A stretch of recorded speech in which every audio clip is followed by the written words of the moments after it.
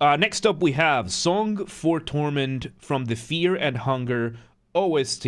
Once again, we're doing a music analysis. This is live on stream. I'm going to be pausing a lot. I'm going to be catching and explaining things as I hear them. I'm going to try to put these in as much of a layman's terms as I can so you don't have to be a musician to understand these things. That's my goal here. So, the composer is Miro Havrinen. Okay, there you go. Developer and composer, one of these. Okay, so yeah, if you're not subscribed to the channel, make sure you have. Make sure you like the video, comment, and all that good stuff. Let's get started. Let's see what we got for the Song of Torment. Yeah.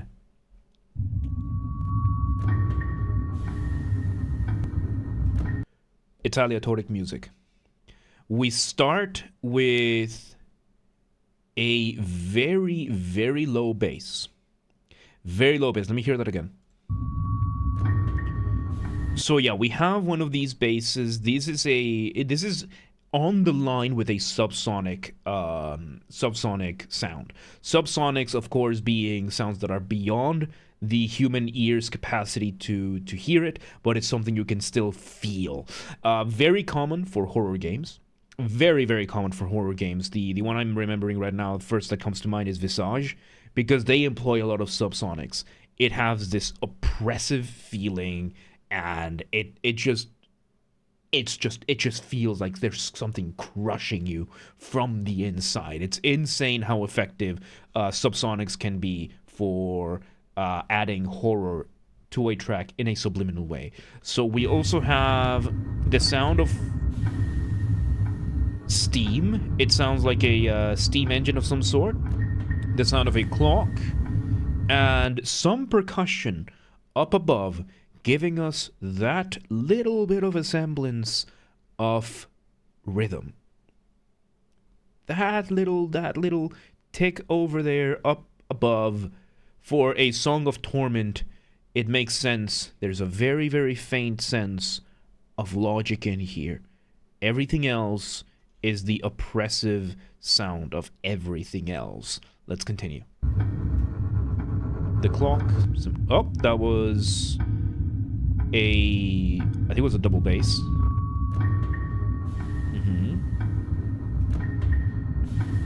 So yeah, you can hear that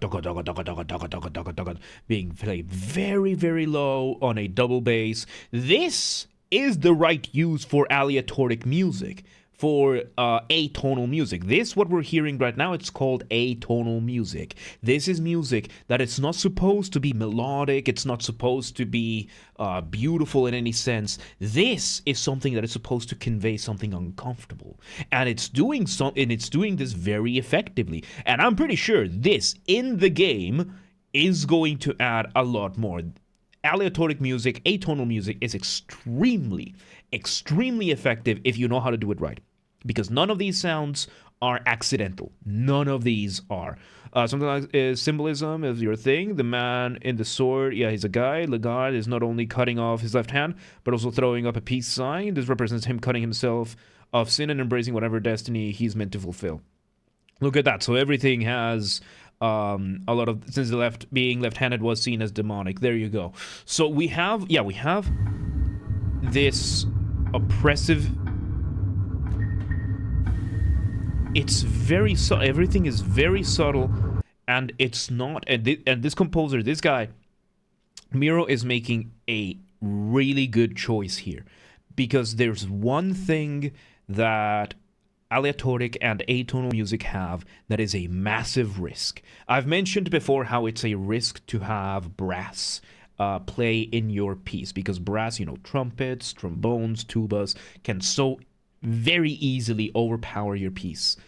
Aleatoric music, atonal music, has the risk of sounding simply like noise. And noise can be very loud. And many composers, when it comes to aleatoric music, to atonal music, choose to be extremely loud and obnoxious. And he's not being either. So I wasn't praying his words for nothing. Yeah, this is very atmospheric, very subtle. So now both of the instruments that were in are gone. So that upper, I think it was either a xylophone or a marimba playing very, very high up, is gone. And that crescendoing double bass is also gone. They're both gone. Now all we have is this creeping sound of some sort of beast in the back. We have the subsonic it looped.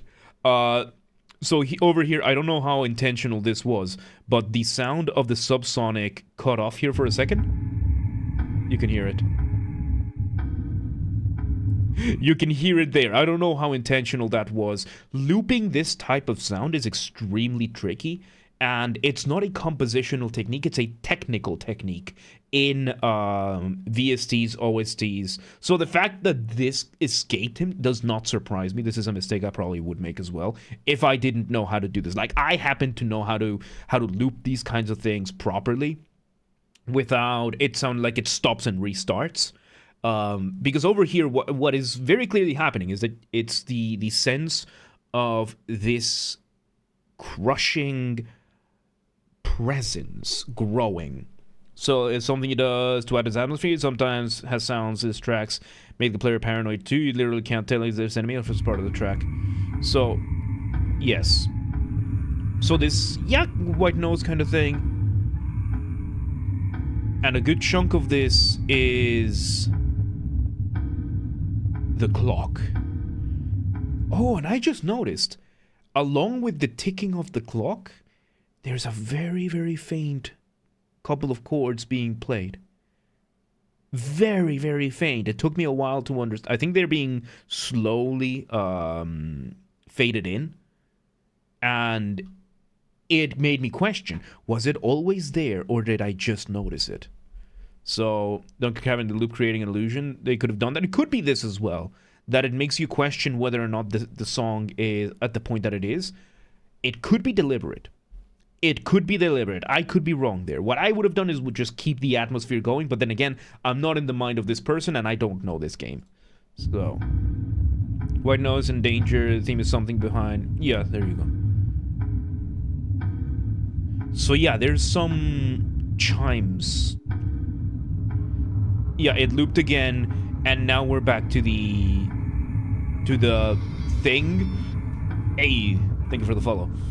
For the YouTube subscription, or the thing. So, yep. And these samples are being cut super abruptly. In a very, very... Hey, thank you for the YouTube subscription. Welcome to today. Welcome to the mosh pit. So yeah, no, we have a lot of these really, really abrupt ends to these samples, which usually you don't want to do. When you do this kind of thing... Thank you for the subscription. Oh, shit. When you do these kinds of things, you want the correct thing to do here, and I'm talking the ideal thing to do is that usually you will have your music track. Let's say this is a music track, and here's your audio wave of the music track and the thing, and let's say you want to cut it off here. So what you do, instead of just copying this and deleting the rest, which is perfectly fine, if you do that, you are going to end up with the audio wave going up a little bit like this. So what you want to do is then section this last bit off and fade it down. Give it a fade down, like there's controls in MIDI that do that, and you fade it down really fast so that the audio wave doesn't sound like it's being cut off. By the time it cuts off, it cuts off, you don't hear it. That's a way to smoothen things. And it's very easy to not do this. It's very easy to miss this kind of thing. But if you know this thing and you still choose to cut it the way that this guy is, that's intentional. So, let's hear it. That clock, it slows down every once in a while. This is such... Now the background noise is... The white noise is gone. You feel like you can breathe, and the track just ends. This is a very interesting track.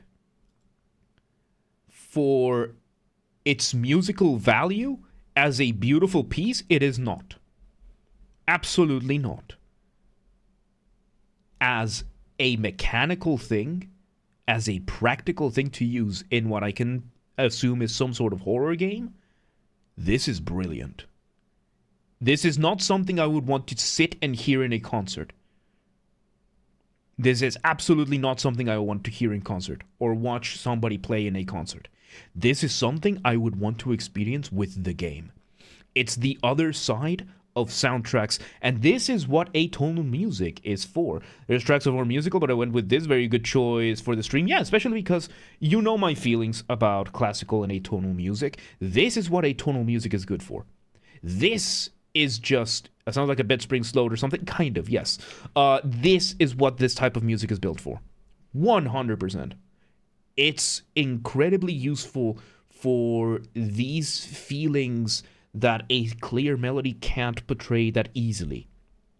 Sometimes you just need that oppressive feeling. You just need to crush the person from the inside. This is really, really effective. This is a surprisingly well composed atonal piece, because atonal music is very easy to mess up. And I admire this for such a small, relatively small ensemble, because there weren't that many samples either. We had the white noise, the clock, I think it was a marimba, the chords behind the clock, the steam sound, the cello / bass, maybe a couple of extra layers for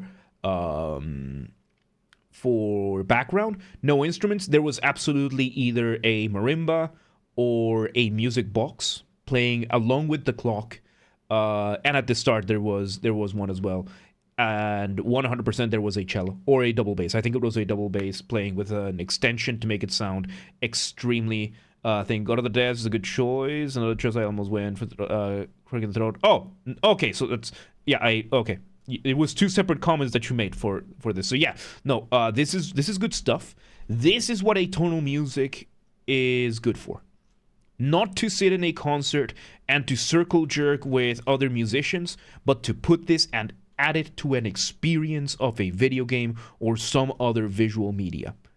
This, for its purpose, for being in Fear and Hunger, really good. Really, really, really good. It's full of this stuff. I'm gonna, let me add it to my Steam wishlist. Fear and Hunger. Oh, I already have it on my wish list. There you go. So, and the second one is also out. So let me, it was also out. So yeah, let me add it. There you go. So there you have it. That was Song 4 Torment from the Fear and Hunger OST by Miro Haverinen. Really, really well made atonal piece. I enjoyed it, and this was good. This was good stuff. So if you enjoyed the analysis, make sure you're subscribing to the channel. Make sure you're liking and sharing and all that stuff. And if you want me to check out a track, just comment. Place in the comments if you're not watching this live. Place it in the comments. Video game music only because of copyright, and we'll check it out on the next day that we record these. Really good stuff. Fear and Hunger. I'm gonna have to check this game out one day. It's on the list. It's going to be on the list. But yeah, let's move on.